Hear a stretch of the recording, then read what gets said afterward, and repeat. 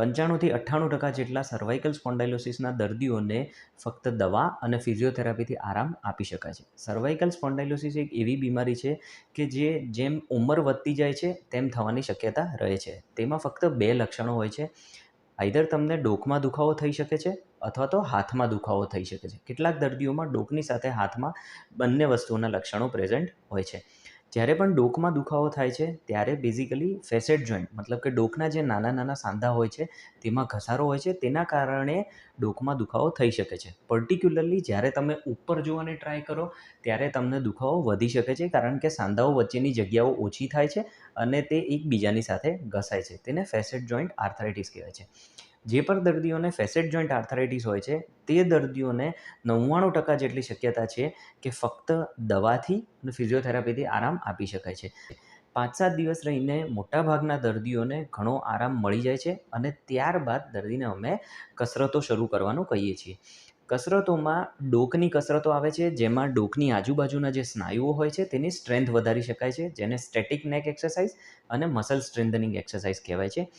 આ સ્નાયુઓની સ્ટ્રેન્થ વધવાથી તમારા સાંધા પરનો લોડ ઘણો ઓછો કરી શકાય છે અને દુખાવો ઓછો થઈ શકે છે. બીજા કેટલાક દર્દીઓ હોય છે કે જે લોકોને ડોકથી લઈને હાથ સુધી એકદમ કરંટ જેવી ફિલિંગ આવે, પૂરી નસમાં દુખાવો થાય, જણજણાટી થાય, ખાલી ચડે તેવો દુખાવો થઈ શકે છે. જ્યારે પણ નસ પર દબાણ હોય છે ત્યારે આ બધા જ સિમ્ટમ આવી શકે છે.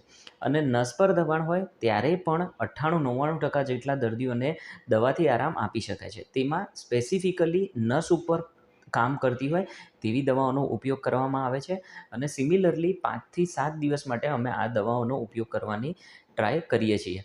જે પણ દર્દીઓને આ 5-7 દિવસમાં કોઈ જ ફરક નથી પડતો તેમને અમે ફરીથી ફિઝિયોથેરાપીની ટ્રાય કરીએ છીએ. તેનાથી ફરક ન પડે તો તેમને સાંધામાં ઇન્જેક્શન આપી શકાય છે.